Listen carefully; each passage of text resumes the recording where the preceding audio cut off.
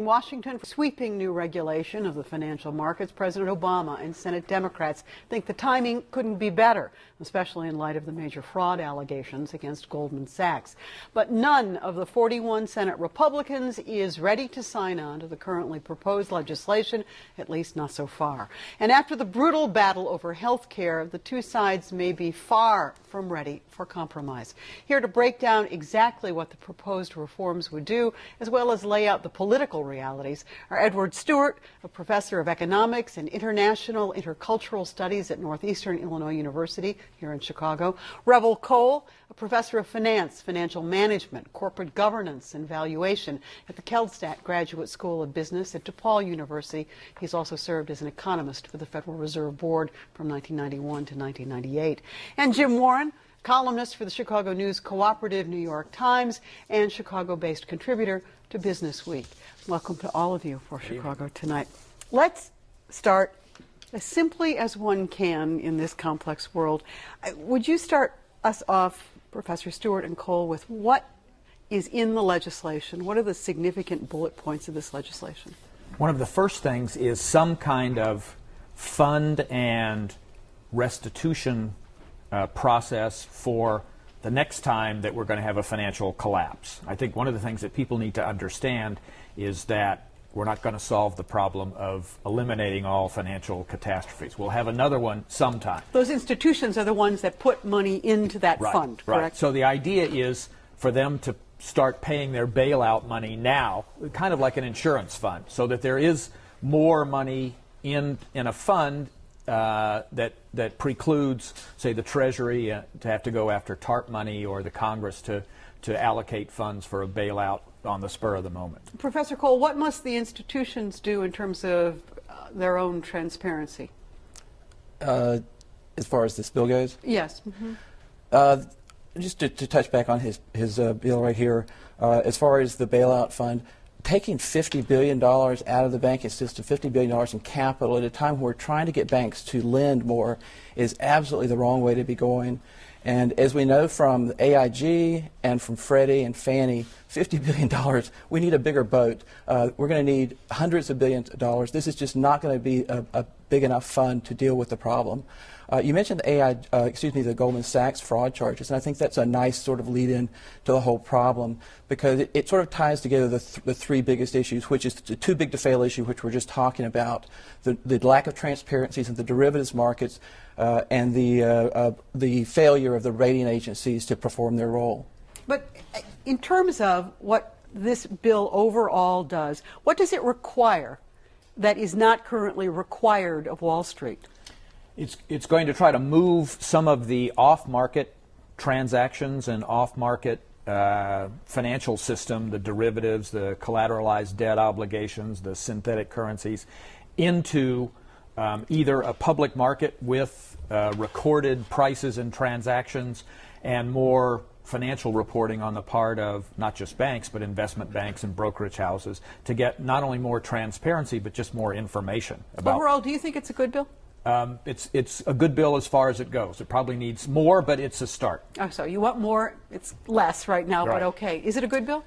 Don't let the great be the enemy of the good. This is a good bill. There's a lot of good things in it, but there are also there's the bad and the ugly there as well. Well, the bad and the ugly includes a lot of the political landscape, Jim Warren, and so whether it's a good bill or a bad bill or something in between, is this a bill that's going to pass the Senate? You know, I think it will. I talked to Senator Durbin, the #2 Democrat in the Senate this morning, and I think it will. He in particular was buoyed by word that Blanche Lincoln, a moderate Democrat, state of Louisiana, tough re-election fight, conventional wisdom is that she may go down, head of the Agriculture Committee, and they have tremendous power over this area precisely because of the Chicago-based history of derivatives and futures because they were born here and had to do with the agriculture industry, so it's in her purview. She came out surprising to Durbin and some others as for a good bit of regulation. I mean, the practical politics are that the way this issue is going to be framed is that the Republicans are going to say, oh, this is all a backdoor bailout fund, and Americans, you don't want these guys to be spending more of your money, do you? You don't want to be wasting $50 billion. The Democrats are going to counter to say, ha ha, look at this. You're lecturing us when you're the handmaidens of greedy, craven Wall Street, which got us into this big mess. For guys like Durbin, the really practical politics is you need one vote. And it was thus notable that one of the usual suspects, one of the usual targets, one of 3 Republicans out there, Voinovich of big, tough Ohio, and Collins and Snow of meek, tiny, somewhat beleaguered Maine.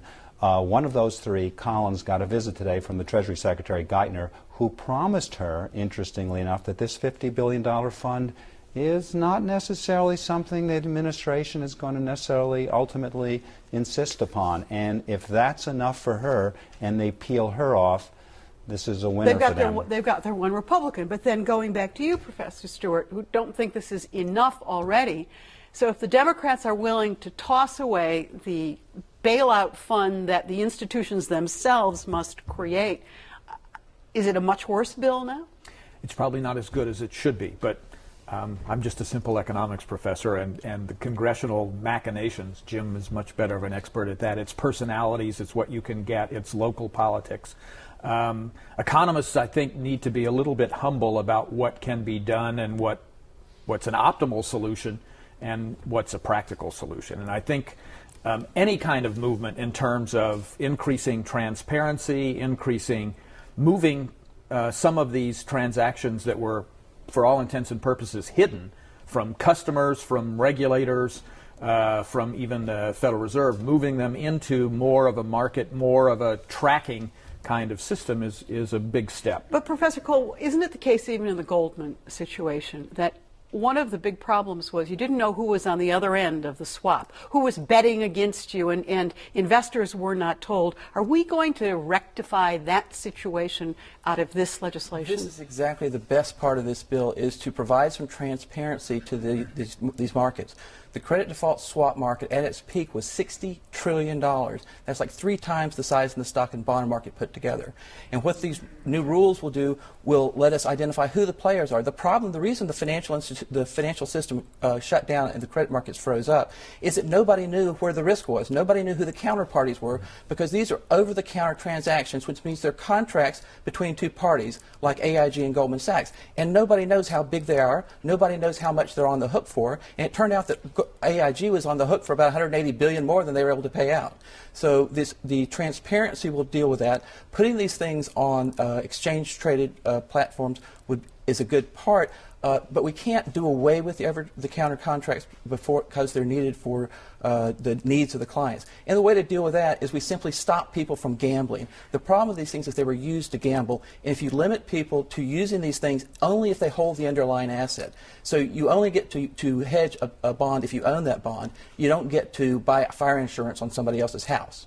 But stopping gambling in these markets is something short of miraculous, right? I mean, it's going to take profound regulation to stop all of that, isn't it? Yeah, but one should also note, as you guys know, that a lot of this stuff was invented here. And if you look at the futures and derivatives markets here that are traded here, they are highly regulated. They are highly transparent. You go down to the Chicago Mercantile Exchange, and man, they've got the Commodities Futures Trading Commission folks all over them. So the question is, why not simply extrapolate from that? Why not simply replicate that when it comes to some of these more modern instruments, synthetic CDOs, blah, blah, blah, that have been created? The answer to that is that it's a $20 billion a year business for the big five firms: Goldman Sachs, Morgan Stanley, Citi, the others.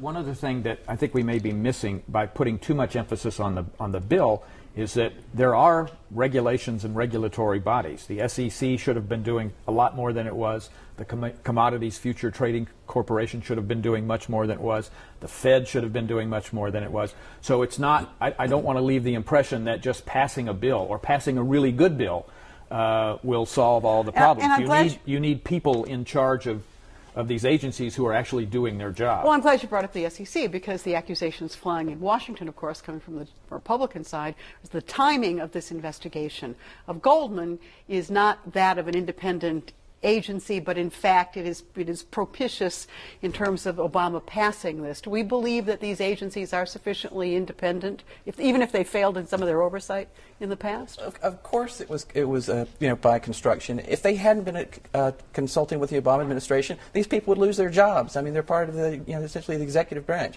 So we expect them to work together. Now, is that a bad thing? No, I don't think so. Jim, in terms of the raw politics of this, can the Republicans afford to absolutely say no to regulatory reform? Boy, really good question. I mean, you would have thought coming into this, I mean, conventional wisdom is that this is going to be a big fall for them. They're going to win a lot of seats back, primarily because of anxiety over all of the federal spending, and notably over health care, that they're going to exploit sort of this visceral unease with health care.